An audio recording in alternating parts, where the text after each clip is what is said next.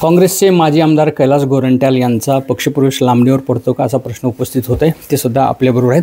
अशी चर्चा चालू आहे की स्वतः मुख्यमंत्री असावेत अशी तुमची काही मागणी आहे प्रवेशासाठी। बघा, माझी प्रवेशाची जी प्रक्रिया आहे त्यात सन्मान्य रावसाहेबजी दानवे, सन्मान्य अशोकरावजी चव्हाण आणि अतुल सावे ही प्रमुख भूमिका या लोकांची आहे। आणि परवा फोन आला होता मला सन्मान्य अशोकरावजी चव्हाण साहेबांचा की 29 तारखेला तुमचा प्रवेश ठरलेला आहे, तुम्ही या। मी म्हटलं साहेब आणखीन काय काय ते मला वरपुडकर साहेब पण प्रवेश करतात, तर मी म्हटलं की वरपुडकर साहेब आणि आम्ही एकत्रित आलो तर ते गोंधळ होईल, एक म्हणजे गर्दी त्यांची पण असेल आमची पण, त्यापेक्षा आपण दुसरी तारीख द्या। मग तसं ते ठरलं आहे। आणि सन्मान्य रावसाहेबजी दानवेशी बी माझं बोलणं झालं, अतुल सावे साहेबांशी बोलणं आणि अशोकरावशी बोलणं झालं, ते सेपरेट टाईम देणार मला। म्हणजे सन्मानजनक पद्धतीने तो प्रवेश पार पडावा अशी आपली एक मागणी आहे आणि तो पुढच्या काही दिवसात होऊ शकेल असं म्हणतो। होय, म्हणजे 1-2-4 दिवसात होईल, जास्तीत जास्त 5 दिवसात होईल। तर आता असं आहे की साहेब, तुम्ही येणाऱ्या काळामध्ये महानगरपालिकेच्या किंवा स्थानिक स्वराज्य संस्थांच्या निवडणुका आहेत, याबाबत काही तुमची चर्चा भाजपच्या वरिष्ठ नेतृत्वाशी झाली आहे का? खरं तर अशोकराव चव्हाणांचे तुमचे संबंध फार पूर्वीपासून चांगले आहेत, या गोष्टीवर काही तुम्ही चर्चा केलीच असेल की नाही? तसं काय बघा, फक्त या सर्व लोकांची आणि जालन्या जनतेची इच्छा होती की भारतीय जनता पार्टीमध्ये पण प्रवेश करा। आणि मग तसं वरिष्ठ लेवलकडून मला पण त्यांचं बोलणं होतं की तुम्ही प्रवेश करा।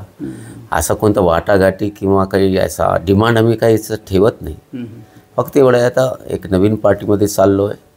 आता महानगरपालिका, पंचायत समिती, जिल्हा परिषद जास्तीत जास्त भारतीय जनता पार्टीचे निवडून कसं येईल त्याची तयारी करणार आहे। मी पुन्हा तुमच्या मागच्या इतिहासात जातो थोडंसं की तुम्ही बऱ्याच वेळा आमदार राहिलात, म्हणजे खरं तर 3 टर्म आमदार राहिलेले आहेत। एवढं होऊन आत्ता का तुम्ही असं वाटतं की हा निर्णय घेतला पाहिजे?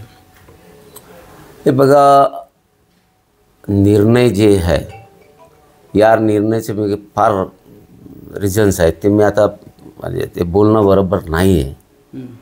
आणि मी ठीक आहे, आता बोललो तर विसरून जातात, म्हणजे आता या विषयावर पडदाच टाकायचे आपण, ते मागचा बोलून काही फायदा नाही आहे। नया बिडू नया राज म्हणतात, तसं करू आम्ही। म्हणजे तुमचं राज्य पातळीवरच हे होतं का पार केंद्रापासून तुमचे आक्षेप होते पक्षात असताना? आता तुम्ही ते विषय सोडूनच बोला ना, माझी रिक्वेस्ट आहे, जाऊ द्या ते। आपण कोणाबद्दल मी कोणाच्या द्वेषपोटीने किंवा कोणाच्या नाराजीने जात नाही।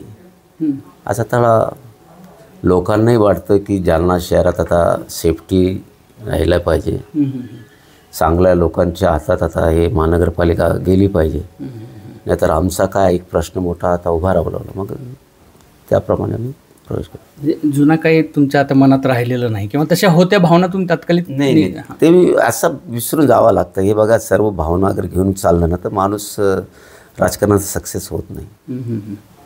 तुम्ही त्याच्या पलीकडे विचार केला? हो। पण आता मला एक छोटासा प्रश्न असा आहे की महायुतीमध्ये भाजप आहे आणि शिवसेना आहे। यापूर्वी तुमच्या ताब्यात काँग्रेसच्या असताना महानगरपालिका होती नगरपालिकेच्या रूपाने त्यावेळेस।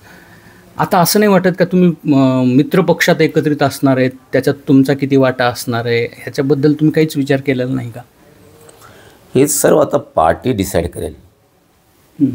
पार्टी जर निर्णय दिला एकत्रित लढा तर लढावंच लागेल, आणि पार्टीने सांगितलं नाही इंडिव्हिज्युअल लढा तर इंडिव्हिज्युअल लढावं लागेल। पण तुम्ही माजी आमदार राहिल्यात, तुम्हाला अकल नाही या शहराचं, तुमची काय मागणी असू शकते, तुमचा आग्रह काय असू शकतो बघा पक्षाकडे? तुम्हाला एक सांगतो की मी आता पहिल्यांदा त्या पार्टीत चाललो आहे, आणि मी तिथं काही बोलणं किंवा कोणती शर्त ठेवणे हे बरोबर नाही। अच्छा, जर विचारलं त्यांनी की कसं लढायचं तेव्हा आम्ही सांगू की वेगळा लढा। आपण विना शर्त प्रवेश करतोय? हो ना, बिना प्रश्न। साधारण पुढच्या किती दिवसात प्रवेश होऊ शकतो? एक 4-5 दिवसात होईल।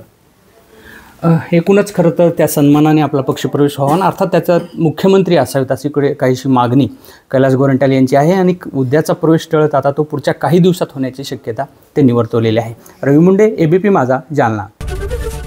एबीपी माझा, उघडा डोळे बघा नीट।